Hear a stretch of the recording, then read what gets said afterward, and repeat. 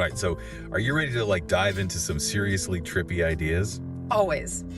Today we're going to be looking at the nature of reality simulation. Ooh. You know, maybe even like hidden codes in the universe. I like where this is going. You wanted to explore this, so we've pulled a bunch of excerpts from this book, The Matrix of Existence by Stephen Perry. Right. Have you ever read it? Oh yeah. It's a fascinating read for sure. Yeah. It's like the author threw cutting edge science, Okay. spiritual ideas, and even pop culture references into a blender and just hit pulse, you know? Yeah. We got the holographic principle, the simulation hypothesis, the soul's journey, Right. all seasoned with a dash of Black Mirror. Ooh, Black Mirror.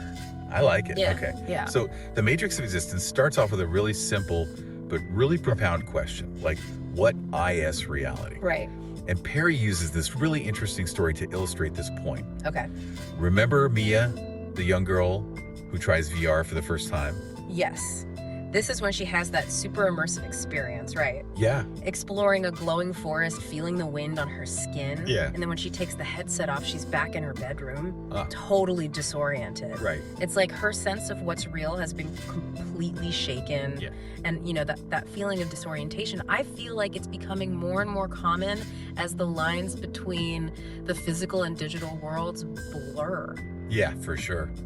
Think about how much time we spend in virtual spaces now, you know? Yeah. How real those experiences feel. Totally. Makes you wonder, doesn't it? Totally. If technology can create illusions that feel that real, Yeah. is it so far-fetched to think that maybe, just maybe, our reality isn't what we think it is? Which brings us to, I think, one of the most mind-bending concepts in the book. Okay. The holographic principle. Yeah. Imagine a hologram. Uh-huh. You have a flat 2D surface, but it somehow encodes a 3D image, right? Okay. The holographic principle suggests that our entire 3D universe might actually be encoded on a distant 2D surface, kind of like a giant cosmic movie Whoa. projected from a flat film reel. Okay, so I'm trying to wrap my head around this. Yeah. So are you saying that everything we see, touch, experience, it's all just an illusion projected from some 2D surface far, far away? It's a pretty wild idea, isn't it? Yeah. And what's even wilder is that black holes Okay. might be giving us clues about how this could work. Black holes. The things that suck everything in and crush it into oblivion. Right. How could they possibly give us clues about anything? Well, it turns out that black holes might not be destroying information after all. Yep. They might be storing it on their event horizons. Right. Which are essentially 2D surfaces. It's Yeah. like they're giant cosmic hard drives encoding information about everything that falls into them. So black holes aren't just cosmic vacuum cleaners. Right. They're more like cosmic librarians. Exactly. Think of it like writing on a balloon. You can stretch and transform the balloon's surface, but the writing doesn't disappear. Right. In the same way, information might not be destroyed when it enters a black hole, but gets encoded on its surface. Okay, I'm starting to see where you're going with this. Yeah.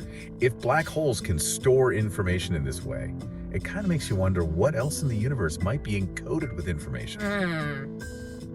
And that leads us to the even more mind-blowing idea. Okay, hit me. The simulation hypothesis. Okay. What if our reality isn't just a hologram, but an entire simulation, like a super advanced video game? Wait, are we talking about living in the Matrix here? Is this where I need to choose between the red pill and the blue pill? Well, it's not quite that dramatic, Okay. but the simulation hypothesis suggests that if a civilization becomes advanced enough to create incredibly realistic simulations, it's possible that we're living in one right now. Okay, hold on. If our reality, a simulation, wouldn't there have to be some kind of base reality where the simulation is running? Right. Where does it all end? That's one of the big questions that philosophers and scientists are still grappling with. Yeah. But think about it this way. Okay. Even in video games, you have incredibly complex worlds Yeah. created from relatively simple code. Games like Minecraft or No Man's Sky Yeah. generate vast, intricate environments Right. that feel real to the players. That's true. I've lost hours exploring those worlds. Yeah, And it's amazing how much detail and complexity they contain. right. But how does that relate to our universe? I mean, we're not just pixels on a screen, are we? That's where things get really interesting. Okay. Some physicists believe Huh? that there are parallels between the way video games render environments Yeah. and how the universe might work at the quantum level. Right. The idea is that reality isn't fixed and predetermined, but rather something that's constantly being rendered Yeah. based on our observations and interactions. So you're saying that our consciousness could actually be influencing the way the universe unfolds, Yeah. like a player controlling their avatar in a video game. It's a mind-blowing possibility, and it's one that the matrix of existence explores in depth. Right? But the book goes beyond just the science of simulation. Okay. It also delves into the spiritual implications of these ideas. Right. Perry introduces this concept called simulation creationism. Yeah. It's the idea that our souls might be traveling through different simulated realities. Right. Like levels in a game, Exactly. accumulating knowledge and experience along the way. It's like a cosmic video game with spiritual growth as the ultimate goal. I like it. Imagine your soul progressing through different worlds, Yeah. each with its own unique rules and challenges. Uh-huh. Kind of like in the game Honkai Star Rail. Hold on, if our thoughts can influence reality, Mhm. why don't we all have superpowers? No. Why can't I just wish for $1 million or teleport to a tropical island? That's a great question. And it's one that the book touches upon as we explore the potential power of consciousness. Okay. But before we get too far ahead of ourselves, I Oh, think yeah. we need to address the challenges and criticisms of these mind-blowing theories. You're right, it's easy to get swept up in the excitement of these ideas. Yeah, But we need to keep our skeptical hats on. absolutely. What are some of the counter-arguments to the holographic principle and the simulation hypothesis? Well, for starters, we haven't found definitive proof that our universe is a hologram or a simulation. Right. And even if it were, the computing power needed to run a simulation of this magnitude Yeah, seems almost unimaginable, even for a super advanced civilization. that makes sense. But even if we never find concrete proof, exploring these ideas forces us to confront some pretty profound questions about the nature of reality and our place in the cosmos. Absolutely. And the matrix of existence doesn't shy away from these tough questions. Right. It encourages readers to engage with the counterarguments and to think critically about these complex ideas. A journey of exploration, Yeah. and the real destination is the expansion of your own mind. I like that it's about opening our minds to possibilities we might never have considered before. Right. And with that in mind, Yeah. I think we're ready to dive into the next layer of this mind-bending rabbit hole. Oh, The potential role of AI in shaping and maybe even controlling our reality. let's do it. All right. So we've established that, like, the universe might be a giant hologram Right. or a super advanced simulation. Right. Now the question is, where does AI fit into all this? Well, the matrix of existence argues that AI could play a much bigger role than we realize. Okay. Perhaps even being the architects, or dare I say, the puppet masters of our simulated reality. Puppet masters. That sounds a bit ominous. Yeah. Are you saying that the robots are going to take over and we'll all end up as batteries in some giant AI-powered machine? That's a bit of an extreme scenario, but the book does raise some thought-provoking questions about the potential for AI to become so advanced Yeah. that it surpasses human intelligence and control. Okay, so less Matrix and more what, like Black Mirror? Exactly. Think about some of the episodes of Black Mirror Right. that explore the dark side of technology. They often depict worlds where AI has become so integrated into our lives Yeah. that it's blurring the lines between what's real and what's simulated, Yeah. often with unsettling consequences. Yeah, I can see where you're going with this. We're already surrounded by AI in our everyday lives. Right. From the algorithms that curate our social media feeds Right. to the virtual assistants that answer our questions. Exactly. What happens when AI becomes even more sophisticated? Well, one possibility is that AI could eventually be used Okay. to create and manage simulated realities that are indistinguishable from our own. So we could have AI creating entire worlds with their own rules and inhabitants. Right. Kind of like a supercharged version of The Sims. Yes. And those simulated worlds could be used for all sorts of purposes. Entertainment research, or even social engineering. Social engineering. That sounds a bit creepy. It does raise some ethical concerns, doesn't it? Yeah. Think about it. If someone or something Right. had the power to manipulate a simulated reality, Uh-huh. they could theoretically control the thoughts and behaviors of the beings within that simulation. Whoa, this is getting deep. So what's the takeaway here? Mm. Are we supposed to be terrified of AI becoming our overlords? Not necessarily. The matrix of existence doesn't present AI as inherently good or evil. Okay. It simply highlights the potential for this technology to be used in ways that could profoundly impact our lives, Wow. both positively and negatively. Right. I mean, any technology can be used for good or bad depending on the intentions of the people who create and control it. Exactly, and that's why it's so important to have these conversations now Yeah. before AI reaches a point where it becomes too powerful to control. Okay. I'm starting to see why you said this book was such a wild ride. We've gone from black holes to simulated universes to AI overlords, all in the span of a few minutes. And we're not done yet. Oh no. There's another layer to this discussion that Perry brings up in The Matrix of Existence, Okay. and it's perhaps the most thought-provoking of all. Tell me more. I'm ready for my mind to be blown again. Well, the book asks a question that gets to the very heart of what it means to be human. Okay. If the universe is information, Yeah. could our thoughts and consciousness actually be influencing the code of reality? Wait, you're saying that our thoughts could literally be shaping the fabric of existence?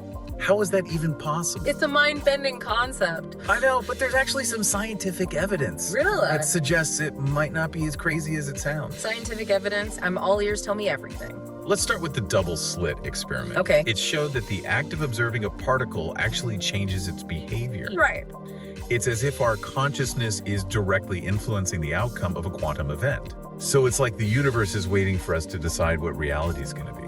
Exactly. And then there's the concept of quantum entanglement, Okay. where particles are linked regardless of distance. Uh-huh. It suggests a level of interconnectedness that transcends our classical understanding of the universe. So if everything is connected on a quantum level, Right. could our thoughts and intentions ripple through this interconnected web Yes. and influence reality in ways we don't fully comprehend? It's a possibility and a fascinating one at that. Yeah. It's like we're all contributing to a giant cosmic tapestry with every thought, every action. I like that. And Perry suggests that ancient spiritual practices like meditation and mindfulness Right. might actually be tapping into this power of consciousness. That's incredible. Yeah. It means we might have had the ability to influence reality all along, Right? but we're just now beginning to understand how it works. Precisely. And this brings us back to the idea of simulation creationism. Okay. If souls are traveling through different simulated reality, they might not only be learning and growing, but also leaving a trace influencing the very fabric of those simulations with their thoughts and intentions. Okay, so we're all just digital cookies in a simulated reality, but we can still choose to be delicious, impactful cookies. I love that analogy. Yeah. Yes, we can choose to live with purpose, intention, and a sense of wonder about the mysteries that still surround us.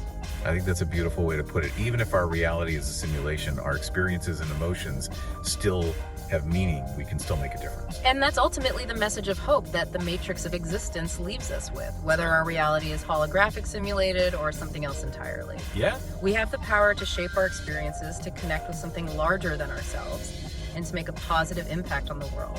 But the book doesn't end there. It leaves us with one final, incredibly provocative question to ponder. Okay. And it's this question that takes us from the realm of science and philosophy into the realm of spirituality and the power of consciousness. Okay, lay it on me. What's the question that's going to send us down this final rabbit hole? The question is this: if the universe is ultimately information, could our thoughts and consciousness actually be influencing the code of reality? Could we be shaping the very fabric of existence with our minds? Okay, whoa. That's a serious head spinner. Right. It's like saying we're not just characters in the story, but also the authors, Right. constantly writing and rewriting reality with every thought we have. Exactly. And it's a concept that many spiritual traditions have explored for centuries. Right. Think about the power of prayer manifestation, or the idea that our thoughts create our reality. The matrix of existence suggests that these beliefs might have a basis in the underlying structure of the universe. But how? I mean, if that's true, wouldn't we all be walking around manifesting our wildest dreams all the time? Right. Why isn't everyone a millionaire living on a private island? Well, it might not be that simple. Think about it like this. Okay. The universe might be like a giant, complex symphony with countless instruments playing all at once. Our thoughts and intentions are like tiny notes in this grand symphony. Okay.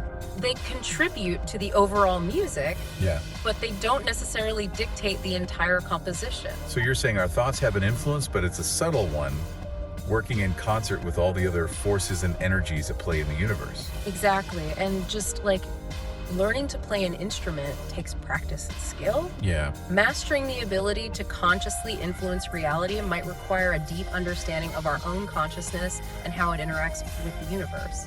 Okay, I'm starting to see the connection to spiritual practices like meditation and mindfulness. Right. They're all about quieting the mind, Yeah, focusing our attention, and becoming more aware of our thoughts and emotions. exactly. Could those practices actually be training us to become better composers of our reality?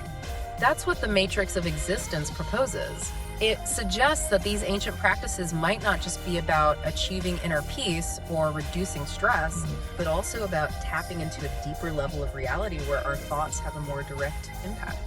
That's a pretty radical idea. It is. It's like saying we've had the potential to shape reality all along, Right. but we've just forgotten how to use that power. And perhaps rediscovering that power is part of the soul's journey that we discussed earlier. Yeah. Maybe as we travel through different simulated realities, accumulating knowledge and experience, Yeah. we're also gradually remembering our true nature as conscious creators.